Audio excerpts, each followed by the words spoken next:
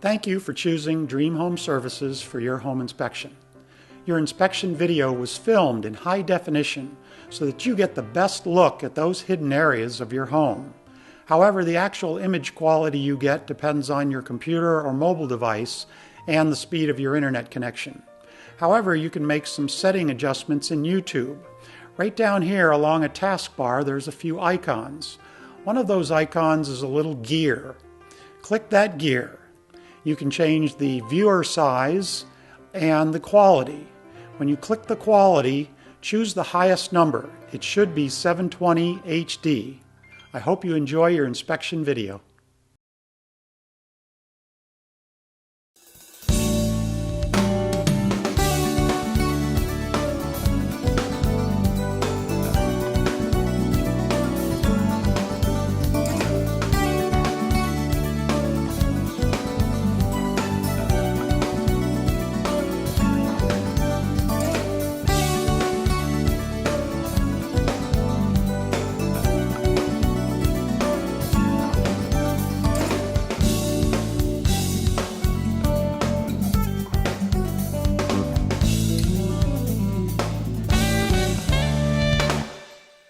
Now that we've had an aerial look at the roof in the house, we're actually up on the roof, getting a closer look at the conditions as well as the components up here.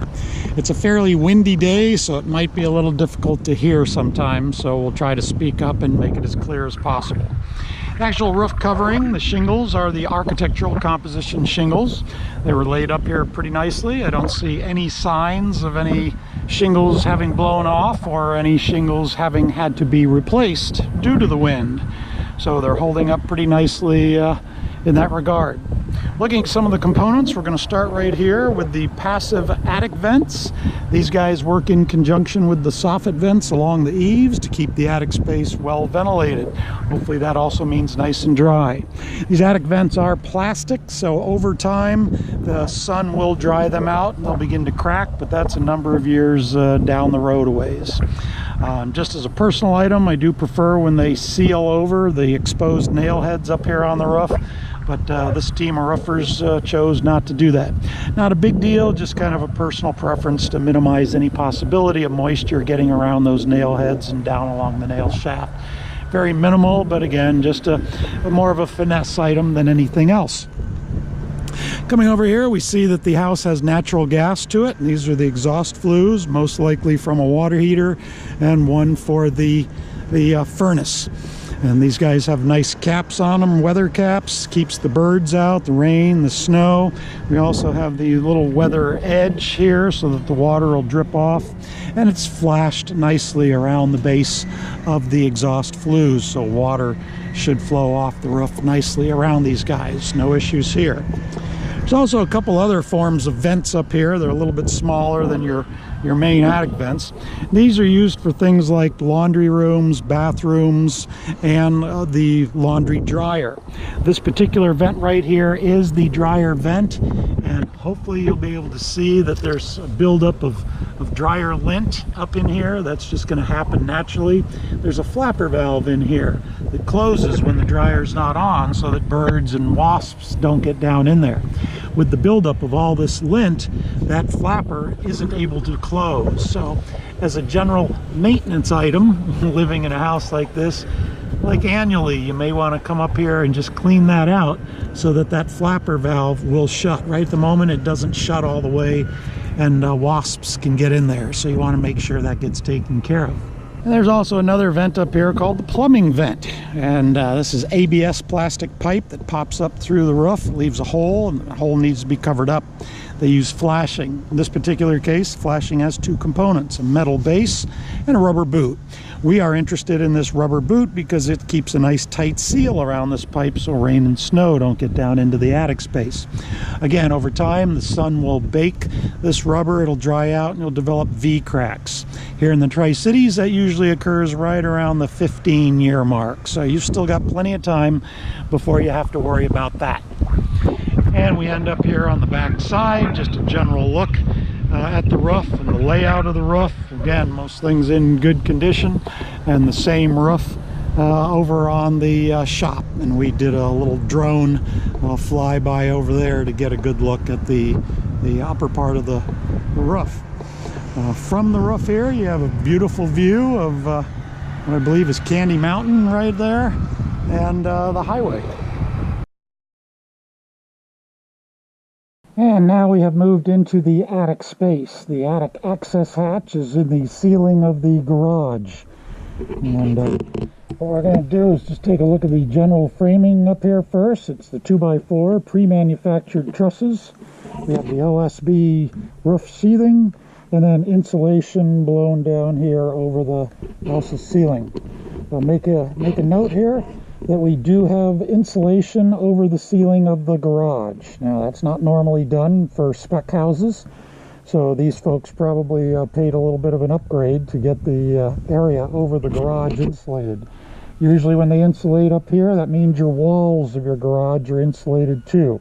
So you should be comfortable working in the garage, whether it be summer or fall. Right here we see one of the exhaust flues and how it's connected and goes up through the roof.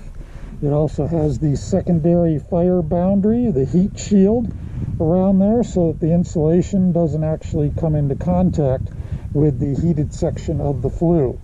We can wrap around right here. We see the black and the copper lines. Those are the Freon lines for your air conditioning unit. Right in here we see the insulated vent. That is most likely the vent from the water heater. Over in the distance there, we see the vent for the dryer that we had talked about. And we see a lot of ventilation ducting up here. Since the house is built on a concrete slab, they had to bring all the ventilation up here into the attic space. So we're going to try to move over into the main section of the attic. All right, we are now in the main section, the main volume of the attic space. This is where it's helpful to have long legs and long arms. There's a little bit of an effort to stay up on the framing and stay out of the insulation up here. But again, we see the continuation of the 2x4 pre-manufactured trusses. While we're up here, we're always looking for any signs of any kind of moisture intrusion. Look for moisture staining, and look for moisture evidence down in the insulation as well. Also checking all these ventilation ducts to make sure that they're properly supported and properly connected. In addition, you've got some ducts that connect to the roof. That's those bathroom and laundry room ducts that we talked about. We want to make sure that those ducts are properly connected so that that warm, moist air gets discharged properly out into the environment and not here into the attic space itself. One of the other things we do while we're up here is we check the underside of the attic vents, those passive attic vents that we saw up on the roof. This is the underside of them. And they have screens installed so that, again, birds and the bees can't get here into the attic space. Sometimes they can peck those guys out of there or create an opening. So wherever I can take a look at those, we're making sure and verifying the integrity of that screening material. Otherwise, the attic space appears to be in pretty good shape up here. Now we are in the attic of the shop out back. And first thing we notice is they did not insulate in the ceiling up here on this one, so you're going to be a little bit less comfortable. But what it does, it gives you the ability to see just how things are laid out. You can see the trusses and the lower cords.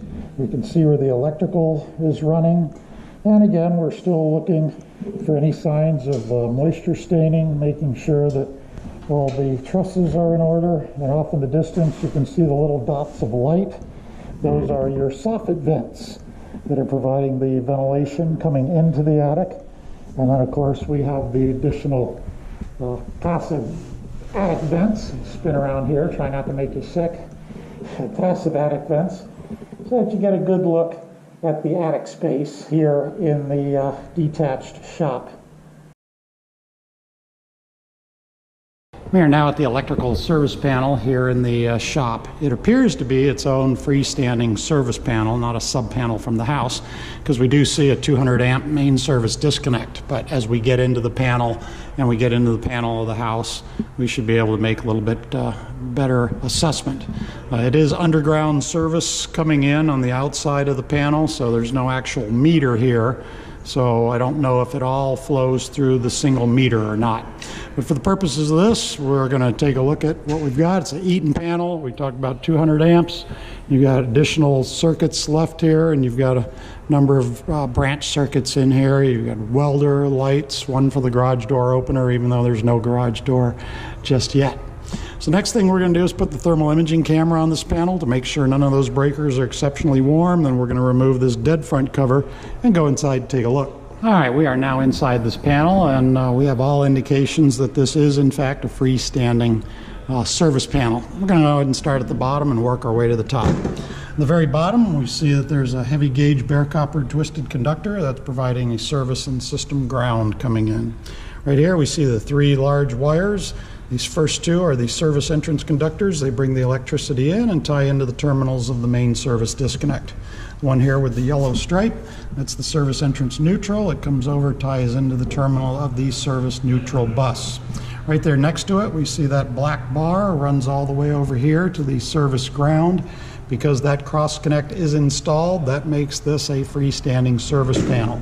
We also see another heavy gauge bare copper conductor with a green top bolt that indicates this panel is properly bonded. As we come up, we take a look at our branch circuit breakers. We're checking to make sure that each of these breakers only has 1 circuit connected to it, and we're checking to make sure that the proper gauge or diameter of the wire is correct for the rated capacity of each of the breakers, and we do have that as well. As we come all the way to the top, we see where our branch circuit conductors enter the panel, and we see that they all enter the panel through the proper panel connectors. So overall, the panel appears to remain safe and compliant. We are now at the house main electrical service panel. The service panel is located on an exterior wall here in the garage. It is also an Eaton brand load center rated at 200 amps, and we've got the 200 amp service disconnect right there. Over here we have the stickers from the Department of Labor and Industries indicating that the panel received the proper code inspection at the time of installation. As we come back, we see our branch circuit conductors, or breakers. We notice that some of these breakers are the safety type breakers. These are combination arc fault, ground fault, circuit interrupter type breakers. They provide various safety features, and they are required by code. We also have additional breaker slots available, and since some of the larger appliances are powered by gas, you'll still likely have plenty of electrical capacity left in this panel. Right at the moment, it appears all the breakers are in the closed position. Next thing we're going to do is put the thermal imaging camera on and then remove the dead front cover to take a look inside of this panel. All right, we are inside the panel. This panel is similar to the other one, just a little bit longer. As we come down, we see at the very bottom we've got a number of the ground, bare copper grounds coming in.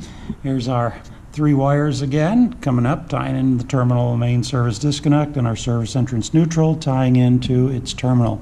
We also see the cross connect between the 2, as well as the bonding strap back in there. Now as we pull back, take a look at our branch circuit breakers. Again, we're checking for any signs of double taps and checking to make sure that the proper gauge wires are used for each of the breakers, and we do appear to have that as well. As we come all the way up to the top, this is where our branch circuit conductors enter the panel, and we see that they all enter the panel through the proper panel connectors. So once again, overall, the panel appears to remain safe and compliant.